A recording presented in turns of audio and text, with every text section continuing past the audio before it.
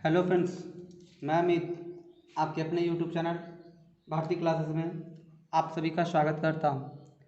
आज मैं झारखंड के शासन व्यवस्था का छठा पार्ट आपके बीच लेके आया हूं, जो पहला पंचायत शासन व्यवस्था है। इससे पहले मैंने 5 वीडियो शासन व्यवस्था का अपलोड कर चुका हूं। तो चलिए आज का क्लास स्टार्ट करते हैं। बोलता है पढ़ा पंचायत शासन व्यवस्था।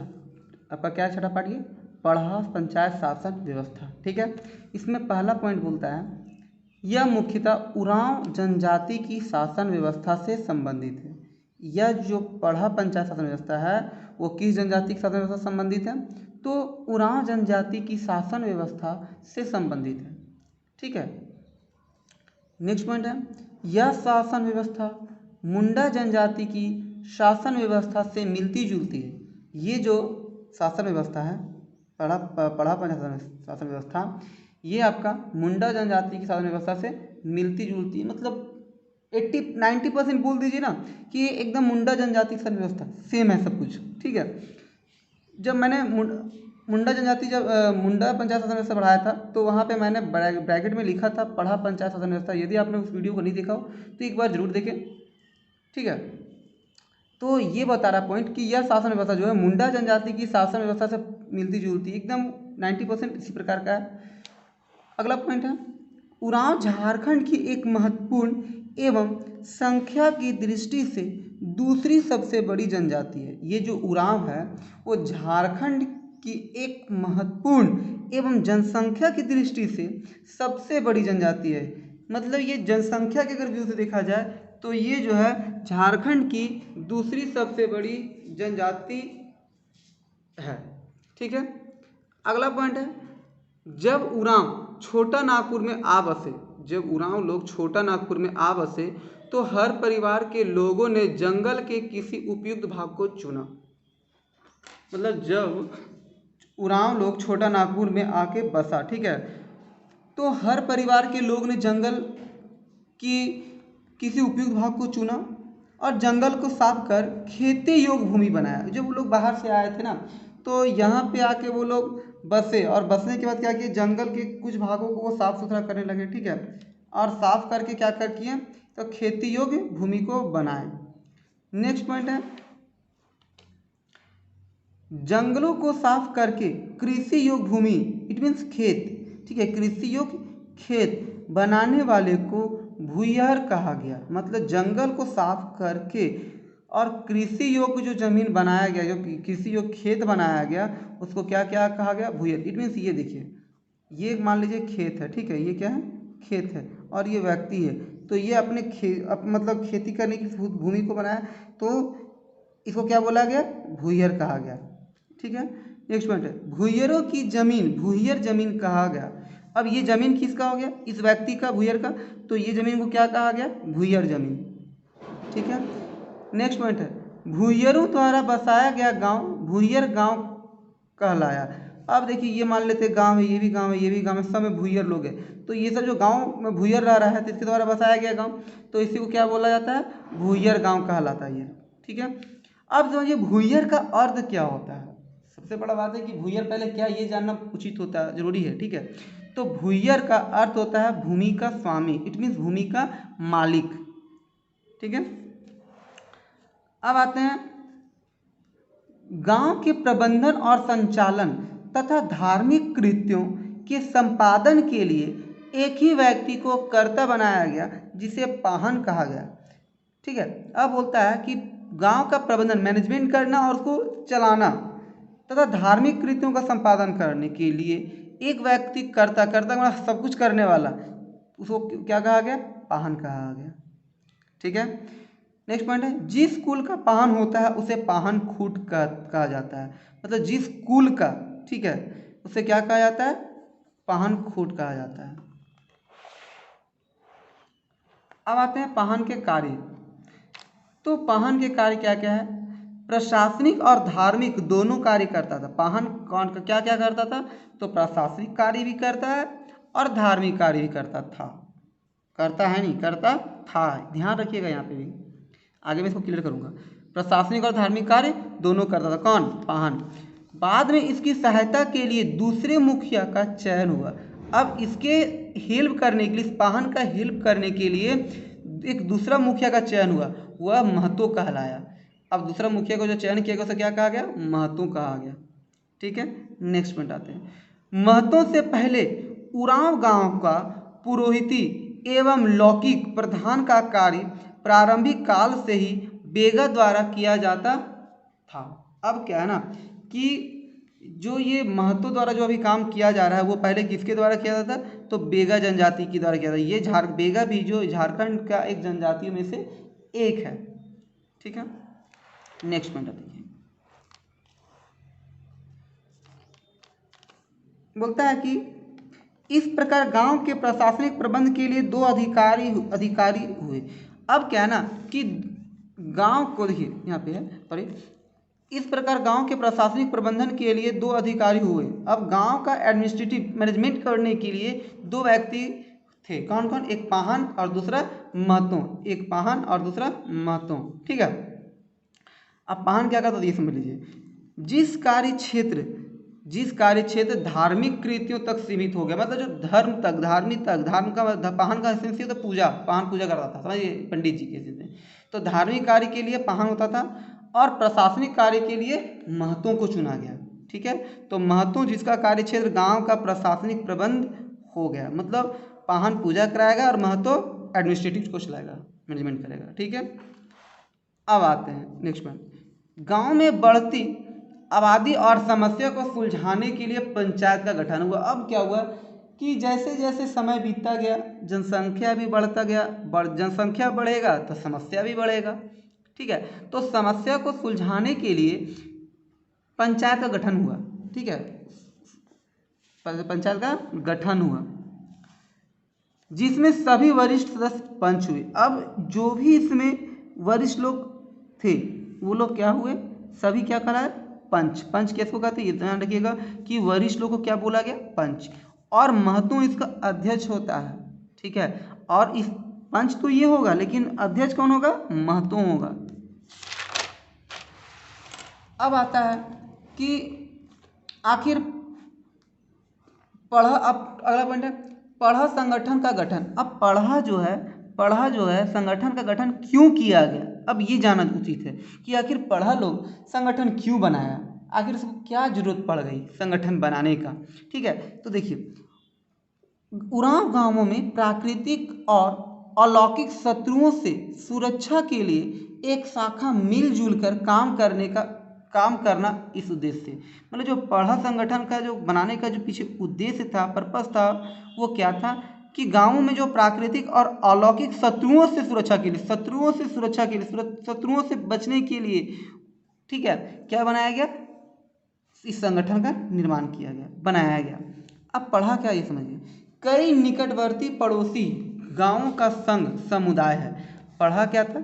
जो कि मान लेते ये संघ, ये गांव है, ये गांव है, ये गांव है, ये गांव है। ठीक है, तो बोलता है कि कई निकटवर्ती पड़ोसी गांव, ये पड़ोसी इसके गांव है, का संघ समुदाय है। पढ़ा ये सब मिल के बनता था सब गाँव, जिसका केंद्रीय संगठन क्या होता था?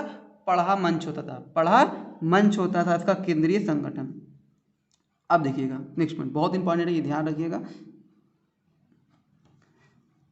7, 12, 21 या 22, क्या बोल रहे हैं? 7, 12, 21 या 22 गांवों को मिलाकर पढ़ा का गठन होता है। इट मीन्स ये है, चाहे 7 गांव को मिलाकर पढ़ा का गठन होता हो, या फिर 12 गांव मिलाकर पढ़ा का गठन हो, या फिर 21 गांव को मिलाकर पढ़ा का गठन होता हो, या फिर 22 गांवों को मिलाकर पढ़ा का गठन होता है। ठीक है, इसमें से इन चारों में से कोई, मतलब एक भी 7 भी हो, चाहे 12 भी हो गाँव हो, चाहे 21 गाँव हो, चाहे 22 गाँव हो, ये गांव को मिलाकर पढ़ा का गठन किया जाता था। ठीक है, जिसका मुखिया कौन होता था? राजा होता था। जिसका मुखिया राजा होता, मुखिया कौन? राजा होता था। ठीक है, अब नेक्स्ट पॉइंट है, अब इस व्यवसाय की आंशिक विघटन के कारण, ठीक है, क्या बोलता है? अब इस व्यवस्था के आंशिक विघटन के कारण पढ़ा के गांवों की संख्या 5, 4 या 3 तक रह गई। अब जैसे जैसे समय बढ़ रहा है, गांवों में जो भी संगठन थे वो धीरे धीरे टूटने लगा। जो व्यवस्था था, जो शासन था, वो सब खत्म होने लगा। तो अब जो है कितना बच गए हैं, अब लगभग 5, 3 या 4 गांवों को मिलाकर ही ये कर दिया था कि इसका विघटन होने लगा।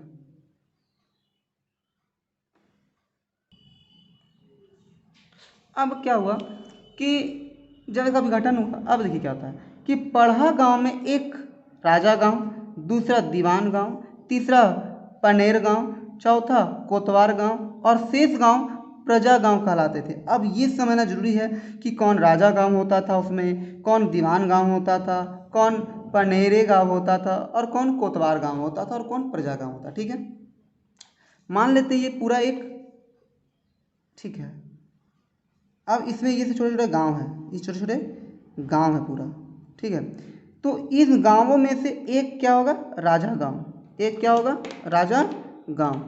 ठीक है, और दूसरा कोई भी गांव ले लीजिए, चाहिए हम अब ये गांव ले लेते हैं, तो ये कौन गांव हो गया, दीवान गांव हो गया। अब ये गांव ले लिए, एक ये गांव ले लिए, तो ये कौन सा गांव हो गया आपका, पनेरे गांव हो गया। ये ले लिए एक, तो ये हो गया कोतवार गांव हो गया। अब देखिए शेष गांव, अब जो ये सब गांव जो सारा बचा हुआ है उसको क्या कहा गया, प्रजा गांव कहा गया। ठीक है, अब नेक्स्ट पॉइंट देखिएगा, नेक्स्ट पॉइंट है कि उरांव में एक कहावत है कि पाहन गांव बनाता है, महतो गांव चलाता है। मतलब जो पाहन है वो गांव को बनाता है और महतो जो है वो गांव को क्या करता है, चलाता है। ठीक है, अब ग्राम पंचायत का क्या काम है, देखिए गांव के अंदरूनी विवादों का निपटारा करती है। ये जो ग्राम पंचायत है वो क्या काम करती है, तो गांव का जो अंदरूनी विवाद है उसको क्या करते हैं, सुलझाने का काम ग्राम पंचायत करते हैं। जैसे संपत्ति का बंटवारा, विवाह संबंधी विवाद, यौन अपराध, निषेध उल्लंघन, कभी मारपीट और चोरी के मामले आते हैं। मतलब ये सब, जब ये सब चीज़ जो है कहाँ सुलझाया जाता है, ग्राम पंचायत में। संपत्ति का मामला, गोतिया का लड़ाई हो, विवाह संबंधी झगड़ा हो, मारपीट गांव में किसी के बीच हो गया, चोरी का मसला हो गया, तो ये सब मामले कहाँ जाते हैं, ग्राम पंचायत में। ठीक है, नेक्स्ट पॉइंट देखते हैं। अब है न्याय के लिए एकत्र होने वाला स्थान अखड़ा कहा जाता है।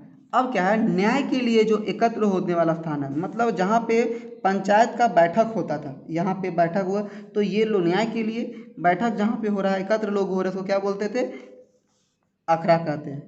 ठीक है, अब क्या नेक्स्ट पॉइंट, दोनों पक्षों के शिकायतकर्ता और अभियोगी को गुड़ायत बुलाता है। अब क्या हुआ कि लड़ाई झगड़ा, मान लो गांव में लड़ाई हुआ है, अब क्या है कि दोनों पक्षों के लोगों को बुलाने का काम कौन करता है, गुड़ायत करता है। ठीक है, नेक्स्ट पॉइंट है, दोनों पक्षों के सुनने के बाद गवाहों की सुनवाई होती है। क्या बोलता है, दोनों पक्षों के सुनने के बाद जो गवाह होता था उसकी सुनवाई होती है और अपराध सिद्ध होने पर गांव का, मतलब दोनों पक्ष का गवाह को सुन लेता है पंच लोग, फिर अपराध सिद्ध होता है। फिर अपराध सिद्ध होने के बाद क्या होता है, उस पर क्या होता है, चाहे जुर्माना लगाया जाता है या जाति बहिष्कार का दंड दिया जाता है। इट मीन चाहे जुर्माना लगा दे उस पर कुछ भी, या फिर जाति का बहिष्कार कर दिया जाए। ठीक है, नेक्स्ट पॉइंट है, एक गांव से दूसरे गांव के साथ विवादों का निपटारा पढ़ा करता है। अब देखिए एक गांव ये है, मान लेते हैं एक गांव ये है। ठीक है, अब इनके बीच का जो लड़ाई झगड़ा है उसका निपटारा कौन करता था, पढ़ा में होता है। कहाँ होता था, पढ़ा में होता है। जाति बहिष्कार का अंतिम निर्णय पढ़ा ही लेता है। अब किसी व्यक्ति को जाति से बहिष्कार करना, उसको जाति से निकालना है, तो उसका भी अंतिम डिसीजन कौन लेता था, पढ़ा ही लेता था। और पुनर्प्रवेश, अब मतलब उसको गांव में आने की भी अनुमति जो है पढ़ा ही देता है। ठीक है, अब थोड़ा ध्यान रखिएगा, दूध भैया गांव, दूध भैया गांव, ठीक है, ये बहुत ही इंपॉर्टेंट है, ध्यान रखिएगा। बोलता है कि वैसा गांव जो एक पढ़ा को छोड़कर, ठीक है, एक वैसा गांव जो एक पढ़ा को छोड़कर दूसरे पढ़ा में शामिल हो जाता है, परंतु उस गांव का पहले पढ़ा से संबंध खत्म नहीं होता है, इसे ही दूध भैया गांव कहा जाता है। इट मीन्स ये है कि जो वैसा गांव जो एक पढ़ा को छोड़कर दूसरे पढ़ा में शामिल होता है, परंतु उस गांव का पहले पढ़ा से संबंध खत्म नहीं होता है, वैसे वैसे इसे ही दूध भैया गांव कहता है। देखिए इसमें समझिए, मान लेते हैं एक ये पढ़ा है, ठीक है, ये क्या है, पढ़ा, एक ये पढ़ा है और ये भी एक पढ़ा है, ठीक है। इसमें ये छोटे छोटे जो है क्या है, गांव है, गांव ए है, गांव बी है, गांव सी है। इसमें गांव JW है, गांव X है, Y है और Z है, ठीक है। ये सब गांव हो गया।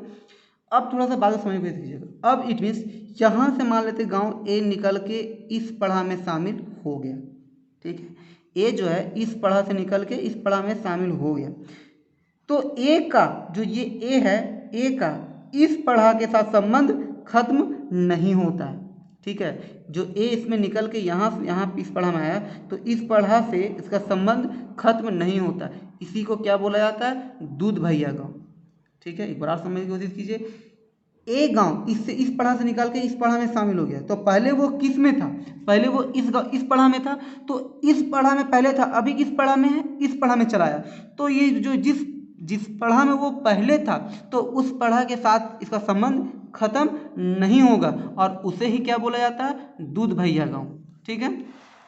नेक्स्ट पॉइंट देखिए। अब उरांव गांव में सरकारी पंचायत बन चुकी है। अब क्या है कि उरांव गांव में सरकारी पंच बन चुकी है, पहले ऐसा नहीं था, अब ऐसा हो चुका है, ठीक है। तो आज का क्लास यहीं समाप्त करते हैं। यदि हमारा वीडियो आपको पसंद आया हो तो लाइक, सब्सक्राइब और बेल आइकन दबाना ना भूलें। Thank you.